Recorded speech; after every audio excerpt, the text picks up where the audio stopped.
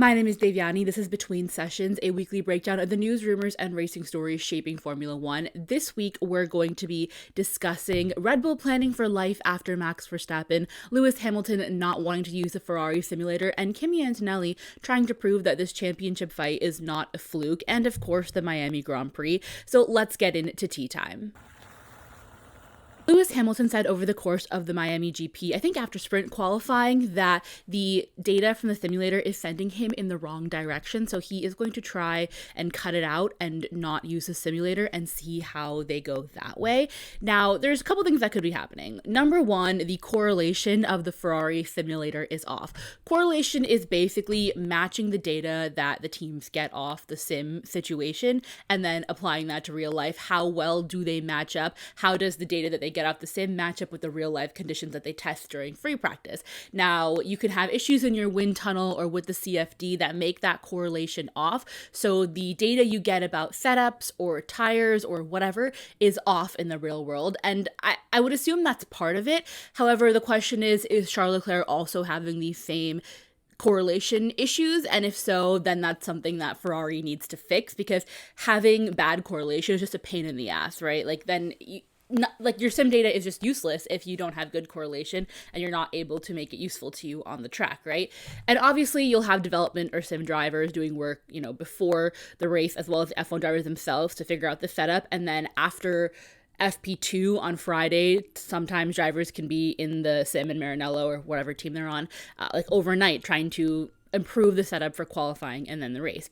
So yes, if there's a correlation issue, Ferrari needs to get on that. That's a big problem. But Lewis Hamilton has often in the past not liked using simulator and said that it's more of it doesn't really help you physically with feel as a driver. It's more a vision thing, and that he believes that the sim is more a tool for the engineer to set up the car for the weekend rather than for the driver to improve their driving or even learn circuits. I remember in 2021, I think he said that I hardly use a simulator. This is when he was at Mercedes, and that he drives 20 laps a year on the sim. He's just not interested in it, which is the case for a lot of the more older experienced drivers who either were around when actual mid-season testing, and you can do that to an unlimited amount, was a thing, or they just didn't grow up with simulators in the same way that drivers these days do, and they just don't find it that useful or think it's a good use of their time, which it could be a combination of both. I'm not saying no. It depends. If Charles Leclerc is also having issues with the sim sending him in the wrong direction, then yes. But if there's a mismatch there, then why is that? That's really the question,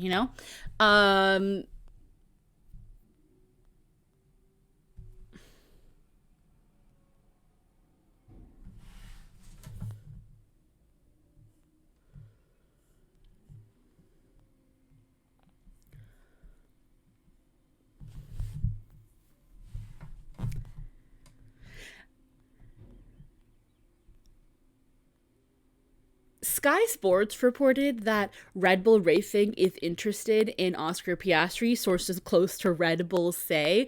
Now, the validity of these claims, who knows? But if Sky Sports is so, brazenly saying it, I feel like it must come from somebody in the team who's interested in Oscar Piastri. Now, to me, this just looks like them planning for life after Max Verstappen. It doesn't look like he's going to leave his contract early as far as things Max has said thus far this season in the press. But his contract is through 2028, and after that, maybe he's going to leave F1 or pursue other motorsport passions, and they need to plan for life after that. Now, if they had someone in the pipeline who they believed could, and listen, they're not going to find the next Max Verstappen in the span of a year, and I don't even think it makes sense for them to look for the next Max Verstappen or look for the next Sebastian Vettel. It's just that's a quest that's I just don't believe that's the quest they need to be on right now. They need to find a driver, a franchise driver basically, and signaling that they're looking at Oscar Piastri to me indicates that they don't think that Isak Hadjar, Liam Lawson, or Arvid Lindblad anytime soon will be ready to take the helm of Red Bull's number one driver, is what that signals to me. Now, Oscar Piastri used to drive, I think he drove for Arden in one of the junior series, pre-F3, Arden, which was Christian Horner's team, and there was ample opportunity for Red Bull, the junior team, to be signing Oscar Piastri, and he was on their radar when he was in FRECA, F3, F2, but they didn't obviously sign him. And I believe Christian Horner said that that was something he regretted. But obviously the whole Alpine mess happened. He went to McLaren, and listen, as an Oscar Piastri gal myself, this was the ideal scenario. Like, in my head, I never saw him going to McLaren. As a non-McLaren fan, Oscar Piastri being a McLaren driver genuinely caused problems for my soul, but this is the ideal scenario. Obviously, if Red Bull sucks, then this sucks. But the ideal scenario for me was that, Oscar spends a season or two. Actually, that's not true. The scenario that I thought was going to happen 4 years ago was that Oscar was going to spend some time in the Alpine seat, and then he would go to Red Bull once Max was over it, or whatever. Like, that was the scenario I had in my head, dreams and all. But I could see Oscar as a Red Bull driver. His vibe does give Red Bull to me. It always has. And the thing is that, like, eventually the teammate pairing split. To be fair, McLaren seems willing and or capable to handle two very talented drivers. They have in the past with Prost and Senna. Not comparing Oscar Piastri and Lando Norris to Prost and Senna, but they have a tendency to be able to handle two talented drivers. Maybe not in the Lewis Fernando case, but in the Lewis Jensen case, or whatever it might be. So, like, they seem capable to handle both drivers. But if you want a sense of priority, if you want a sense of, like, I'm the main guy here, maybe going to Red Bull is a good thing for you. Although Red Bull has a recently experienced, I guess, the post-championship brain drain of everyone gets really successful at Red Bull, then other teams want to poach them and they're getting better offers and stuff like that. Obviously, a lot of them have gone to McLaren. So do you really want to go back to Red Bull without an Adrian Newey, without a Jonathan Wheatley, without all these people who... Rob Marshall, like all the guys, right? So I guess that's the question. I can see Oscar Piastri at Red Bull, but also he has a pretty good deal at McLaren right now. So I don't know. I think yes. If one of them is going to leave, if one, either Lando or Oscar is going to leave, I do think it's going to be Oscar, just because. I think Lando has an attachment to McLaren that runs really deep, and it's really tough for me to see Lando as a non-McLaren driver, whereas I could see Oscar as a driver for many different teams, in the same way that it's difficult for me to see Charles as a non-Ferrari driver, or at this point even George as a non-Mercedes driver. So that's just my view. The other thing that happened this weekend was Laurent Mekies on, I don't know if it was Sky Sports or another channel. He said that we're very proud of GP, blah, blah, blah, blah. He's going to McLaren to be team principal or something like that. And everyone's like, what? Like, that's not what we heard. Andrea Stella is team principal of McLaren. And then Zach Brown was on, I think, Sky later on. He was like, yeah, I don't know what, like, if he's going to be team principal, that's news to me. I have a team principal that I really like, and he has a contract, and yada, yada, yada. And at first, everyone was like, maybe Mekies was just doing some incorrect translation to English in his head. And apparently, they had to have, like, a secret meeting between Red Bull and McLaren higher ups to kind of clarify what was going on. Basically, the situation is that I don't remember what GP's title is going to be, but he's going to be taking some of the responsibilities off of Andrea Stella's plate. So he's going to have some of the responsibilities of Andrea Stella as team principal, but Jean-Pierre Lambiase himself is not going to be McLaren's team principal. At least that's not his initial role. That's not what this move is about. So yeah, I thought that was funny that Laurent Mekies was just like, yeah, he's going to be team principal. We're very happy for him, because I guess it does make more sense for Red Bull that if he's going to be team principal, it's like, okay, we can't offer him that role because I'm team principal. I find it funny. Now on to the Miami Grand Prix. Kimi Antonelli has won his third straight Grand Prix, so now China, Japan, and Miami. Completing the podium alongside him were both McLaren drivers. We had Franco Colapinto with a career best finish in P7, and both Aston Martins finished the race for the first time. Both Williams drivers scored points for the first time this season. So for a lot of different teams, it was a good weekend. I think there's a lot of talk about George Russell and Kimi Antonelli and the championship fight. And I do think it is early enough for all of this to come out in the wash for George Russell, not just looking at last year's Oscar Piastri, and he had a similar streak of 3 straight races, culminating in Miami. But I do think that it's still early enough. We're still early into this regulation set. We're still early into the season. Obviously, last year, Kimi had a tough time during the European leg of the season. Now, as somebody,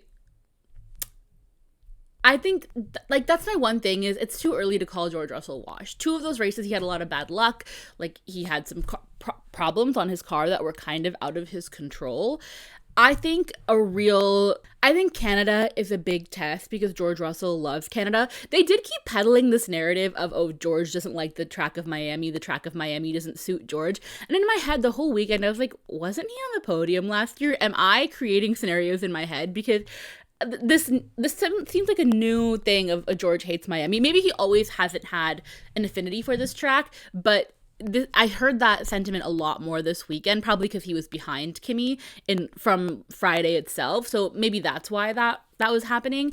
But I think the real test is Canada because George loves Canada. Now, if Kimi dunks 5 seconds on George's head in the race in Canada, then yeah, that the conversations will definitely be amplified. But again, I'm just like, in the championship fight wise, it's early. It's early, and unless he has a 150-point lead, how Oscar was 100 points ahead of Max. He ended the season behind Max, and that's one scenario of it. Not that Kimi will face that same fate or anything like that. I just think that it's too early to be like, yeah, Kimi has this championship on lock. It's just too early for that. He's doing a great job. And I think the reason this is happening is because a lot of people expected George to just run away with it. A lot of people expected George just dunk on Kimi's head. And that's just not what's been happening. And as somebody who's been watching Kimi Antonelli's career for maybe 4 years now, I guess since he was in Italian F4, which about 4 years, I kind of knew this was the case. There are still a lot of things that Kimi Antonelli needs to work on. His starts, of course, some of the wheel-to-wheel stuff, I kind of go, Kimi, maybe we're not at 100% on wheel-to-wheel. However, if you get that kid in front in clean air, he's rapid. And I remember the wet races in Freca where he would be in the lead and he would get a lead of 13 seconds, and they're spec cars, they're supposed to be all the same, so he is very fast. He's incredibly fast. So I kind of knew this was the case. If he could just stop making as many silly mistakes, then I knew this would be the case. And obviously he's in a Mercedes, he's in a great car, so he has that opportunity. And if we could just, honestly, the starts weren't as bad this weekend. Yes, he still dropped places, and that's fine. I just think when you have a car like Mercedes, he is lucky that he can have not the greatest start and then come back and fight for the win. That's the advantage that Mercedes has right now. And obviously we've seen Ferrari and McLaren make big strides since Japan, but Kimi's doing great. He just has to keep this up. I think if he can consistently be on the podium, he's good. What's the gap to George now? 20 points maybe? Again, 20 points is nothing. That's less than a race win. That's one unlucky DNF from George taking the lead of the World Championship. So I think this is going to be close. I think it's too early to be calling George Russell washed, Just my opinion. I had a lot of thoughts about McLaren and Ferrari's strategy this weekend in Miami, and I don't know, with Ferrari, this is just my constant experience. I'm always just like, why are you doing what you're doing right now? Why? And yes, hindsight is 2020. You have to make these very quick split-second decisions on strategy, but that's their job. They should be good at it. I don't think it's an unfair expectation to expect Scuderia Ferrari racing team to be good at their job of making strategy decisions. I digress. Obviously this week Charles did have a part to play. He messed up at the end there. I do like his idea of going for it, go big or go home, where he lets Oscar pass so that he can have the overtake mode or whatever. And in theory, that's what I want him to do. I want him to be going for it. I want him to take big chances and things like that. Obviously, in the end, it didn't work out because he spun and then had to cut every corner because he broke the left-hand steering arm, so he couldn't really turn. unfortunate end to it.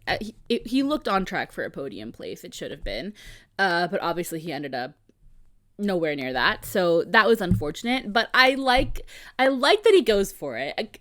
Sue me, I know that's like every Charles fan being like, well, at least he tried. At least he goes for it. At least he takes big chances and he's like in the wall. That's just how I feel. That's how I feel. McLaren not pitting Lando when they did, because okay, so we reached the point in the race where Lando is in front, Kimi is maybe 1.72 seconds behind, and Kimi's radio call that he gets from Bono is box opposite Norris, right? And so that would have been the time for Lando to come in, and he could have covered off that potential undercut. He doesn't. Kimi goes in, has a good stop, and it's not just the stop. Yes, the stop was important. Yes, McLaren's stop was 0.7 seconds slower than Mercedes. Yes, that is important when you look at the end timings and how much Lando was in second by. But what's also important is their outlap. And Kimi had a stonking outlap, and he comes out in front of Lando, and that's the race. Like that, the race from there, like that's the race made. Yes, Lando, the idea is that he pits a little bit later, then comes back to fight. But I don't know. It's much harder to overtake. If you can win the race in the pit stops and then think about what happens next, that's the ideal scenario. So the strategy team at Mercedes, the pit crew, and Kimi all together won them this race. Like that was key.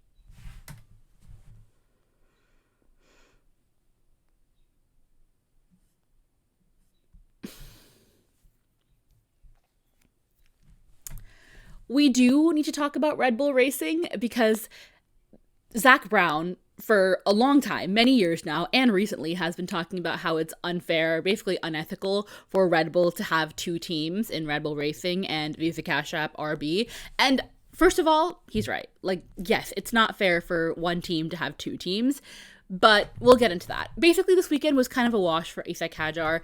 Red Bull made a mistake on his car, and essentially there's a technical violation. He gets disqualified from qualifying, so he has to start from the pit lane, which already sucks, but he can make it back. There's still a great chance for him to score points. Like, let's not, pretend that there isn't. Then he, unfortunately, puts it into the wall. Like, that just sucks. It's just like one tiny mistake and your whole race is over, and that sucks. That's unfortunate. That's why he was thumping on the car, because he knew it was such a silly mistake. There was no reason for him to do that. He could have had a good shot for points. So it's just frustrating to know that you made a mistake and now your race is over. Yes, Red Bull also did make a mistake on his car earlier that weekend, but he had the shot to make up for it. So that's unfortunate for him. There are a lot of people talking about how, well, why wasn't Max's car scrutineered? Because Laurent Mecky, their team principal, did say that Max and Isak had the same specs. But Max was in the top 3, so his car is basically automatically, it would have been checked anyway. So that's not really a concern. Max's race is where the interest comes into play, because he obviously gets a little eager on the throttle, and he has that spin early on lap 1, and he manages to avoid being hit by other cars, which he was definitely getting glazed on the broadcast for, but it is impressive to be able to, once you spin, to have the wherewithal to try to control it, to get yourself in the best position possible to continue. Like, that's impressive. That's what a race car driver does, right? And basically, he ends up, I think he's P9 behind Liam Lawson of Visa Cash App RB. And Max knows that he's kind of racing against the clock. He needs to get in front of these midfield drivers so he can have a shot at the podium or whatever it is, if that's still the goal. And so he kind of argy-bargies his way past Liam Lawson, gets his elbows out, shoves him a little bit. They do make contact. It does look, when you're looking at the onboards, that Max basically drives right into Liam. And obviously the racing guideline is you have to be, the inside car to be basically allowed room. They have to be at their front axle has to be at the mirror of the car on the outside, prior to or at the apex. And I think it's at turn 11 where this happens with Liam and Max, and it's pretty close. I understand why this would, I see this as a racing incident. if you're on the more aggressive side of things, yes, you can definitely say that Max drove into Liam, but I can also see the argument that this is a racing incident. This is aggressive racing. This is on the edge, on the limit racing. I see that as well.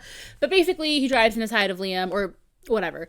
And then Liam stays ahead, but then over the radio, his engineer tells him we need to give the place back to Max.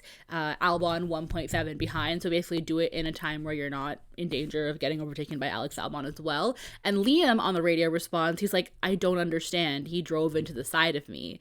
But in the end he gives it back, because that's what you do when your engineer tells you, because they have more information than you do. And on one hand, the thing is that, well, it's Visa Cash App RB, they're the sister team or the junior team of Red Bull Racing, of course he is going to move aside, that's just how it works. On the other side, you could also say, well, teams sometimes when it's giving places back like to play it safe, some teams, and they just want to give the place back and then you fight for it again rather than getting a penalty that'll take you longer to outwork. So sure, maybe VCarb is playing it safe and just wanting to give the place back because they know their fight isn't with Max Verstappen anyway. Or you think, well, he's a Red Bull driver. Liam wants to get back to Red Bull. All the Red Bull drivers are employees of Red Bull Racing. Of course they're gonna, move aside for Max Verstappen or whoever it is, And this is a scenario we've seen in the past, whether it's Daniel Ricciardo pitting for fastest lap in Singapore 2024 and Max's "thank you, Daniel" radio at the end of it in case it came down to the 1 point between him and Lando that season. So we've seen this before. There's been other instances of Yuki being told to move off the racing line, or there's definitely been other instances of it, and this reignited the call of a lot of people to be like, why should Red Bull have two teams? And it is important that we look at the history and why Red Bull has two teams. Basically, Red Bull Racing, so Dietrich Mateschitz, they acquired a Minardi F1 team, they had been around since about 1985 to 2005, Minardi, and they're kind of like a family-run team. I mean, not kind of, they were a family-run team, but they were failing, the financial issues, yada, yada, yada, so Dietrich Mateschitz and Gerhard Berger, former F1 driver, they go in on Minardi and they call it Toro Rosso, which is, Anyway, so they get Toro Rosso in 2005, and you don't want a team to go out of business because all these people lose their jobs, a lot of stuff happens, right? So F1, the powers that be, Ecclestone, everybody wanted this to happen, so it makes sense. Eventually, in 2008, I think Red Bull buys out Gerhard Berger's stake of Toro Rosso. I think it's 2008, because there's essentially a rule incoming where, well, technically there was a rule on the books, or it looked like it was incoming, that customer teams wouldn't really be allowed in a certain configuration. So they buy out Gerhard Berger's stake, and it's looking like Toro Rosso is going to have to operate their own operations fully. That doesn't really come into fruition, so it's not an issue. But obviously in 2019, they change it from Toro Rosso to AlphaTauri, right? 2019? Is that when that happens? I don't know. Whenever it happens, Toro Rosso turns into AlphaTauri, and then AlphaTauri in 2024 turns into Visa Cash App RB. Now, we are under different F1 ownership. Obviously, there's Liberty Media in charge. There's no Bernie Ecclestone calling the shots. So theoretically, there could be a rule made that Red Bull is not allowed to have a junior or a sister team, whatever we're calling it. I don't see this happening. I don't see F1 being like, Red Bull, you're not allowed to do this thing you've done for 21 years. Obviously, times have changed, and the fairest thing would be that, VCarb or whatever is their own team. Yes, that would be fair. I mean, 2 years ago, I was like, why don't we just let the Andrettis buy VCarb? I feel like that would solve everyone's problems. But nonetheless, I just don't see it happening. And I've been watching F1 for maybe 9 years, and it's just never really occurred to me that, yes, it's a problem, but ideally for Red Bull, they're in a place where they're out front. VCarb, or their sister team, is kind of in the midfield, in the back marker area, and so it's never really been that much of a problem. Yes, of course, there's instances where we have a Red Bull driver charging through the field and a VCarb driver moves over for them quicker than they would anybody else. Yes, of course, you play the team game with this stuff, and I think there are other fish to fry in F1, and we can all fry our own fish. So to the people screaming that Red Bull shouldn't be allowed to have VCarb, I'm on your side. I would love for it to happen. I just don't see the possibility. I understand why Zach Brown wants it to not happen. Obviously, if he could acquire a second team, he probably would, but it's And with Mercedes wanting stakes in Alpine and wanting to have more of an influence there, I see why this is a concern, because if every big team just has their own second team, and there's also the argument that other big teams use smaller backmarker teams as their version of VCARB. So like, people will always argue that Mercedes and Williams used to have this relationship because they had a lot of Mercedes drivers pass through Williams and Toto would put them there. Nico Rosberg to Williams isn't the same thing. Valtteri Bottas to Williams, not exactly. The George Russell placement at Williams was very much I want this kid to be able to develop in a slightly less pressurized environment, and then we'll take him to Mercedes when it's time. That was the thing people wanted to happen with Kimi Antonelli, that he go to Mercedes and then go to Williams and then go to Mercedes. But I wouldn't say it's the same on track always. Ferrari also, they put Charles Leclerc in Sauber, and then he came to Ferrari, or them putting Oli Behrman in Haas, and eventually theoretically that he goes to Ferrari. So sure, in some cases, I mean, most of the smaller teams are customers of the bigger teams, so like they inherently have a little bit of that relationship, but they're not owned by each other. Like, let's be very clear, that's not the case. So that argument's a bit silly. I just don't see a world where Red Bull is like, yeah, okay, we'll give away VCARB, or we'll sell off VCARB, especially now with the business sense, which with how valuable F1 teams are. I find it hard to imagine a world where Red Bull are like, yeah, we'll give it. I think they would fight this, even if F1 said this is against the rules, this is like collusion, you can't do this. I think Red Bull would fight it. I had a good time. I was in Miami from Tuesday to Sunday. I flew my little butt down there because I was with Formula 2. I got to make some content with their drivers, which was great. I didn't stay in Miami proper. I was staying at family's house. And so I was driving about 50 miles each way to the track and back, which do not recommend, but it's what I had to do. So it was fine. The F2 paddock was in lot 16, like literally in the parking lot. But because it was so last minute, they were supposed to race in like Bahrain and Saudi, but obviously those races got canceled. So they had to come up with a new race for them. So that's why they were in Miami. It was pretty cool. I got to watch the F2 sprint race on Saturday from the pit lane, which was nice. What else happened? Yeah, it was pretty cool. I will also be going to the Canadian Grand Prix, so let's see how that plays out. There was always a lot of social content from Miami. Everyone's doing special liveries. Like, I saw the VCARB livery on DJ Khaled's boat. Things you only say when F1 is in Miami. There were lots of special helmets, lots and lots of stuff. But the one thing I cannot stop thinking about, I don't think we're talking enough about this Gabriel Bortoleto, Nico Hülkenberg, Hyatt Audi commercial, because that was insane. I don't think anyone had enough time to process it, because genuinely I was watching it and I was like, is this AI? Like, who approved this? Essentially, Gabriel Bortoleto is checking into a hotel, and it's like Nico Hülkenberg's telling him to enjoy, okay? He gets up to his hotel. There's a giant teddy bear with a name tag that says Nico on it. Okay, so the logical thing for Bortoleto to do is jump into the teddy bear's arms. Then he is cuddling with the teddy bear named Nico, and he takes a selfie, sends it to the actual Nico, and Nico Hülkenberg is, I guess, sitting in the lobby of this Hyatt and being like, great, he got the bear. Genuinely, what is the heterosexual explanation for this? Like, this commercial did leave me slightly speechless. And I think about last year, there was at some point, I think in Singapore, where Nico Hülkenberg was like, yeah, me and Gabby are really close. If we were any closer, we'd be lovers. And I'm like, okay, cool. And then you think about earlier in the season when Nico's like doesn't get super close to his teammates, and they're kind of standoffish, and at one point he's testing and he hurts his eye, and Bortoleto knows that his trainer has like a first aid kit, and he goes and takes it to Nico, and like that's when they start to get closer. Or at one point Gabby's like, oh, I noticed this on the car, like you should try this, and Nico's like, why are you helping me? Like, we're teammates, like we're competitors. And Gabby's like, we're P19 and P20, mate. Like, I really don't think it matters. One of us has to move up ahead, right? And they start to, create a bond, create a friendship, and now they're always like shooting the shit and stuff. But that commercial, nothing could have prepared me for that commercial, because why are you in the arms of a bear named after your teammate? Explain this to me.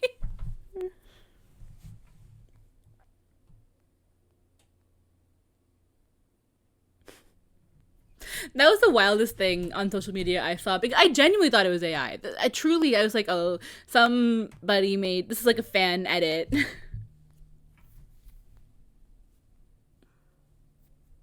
Anyway, that's all I had from Miami. It was the race, the rumors after the race, and this Gabby Nico commercial.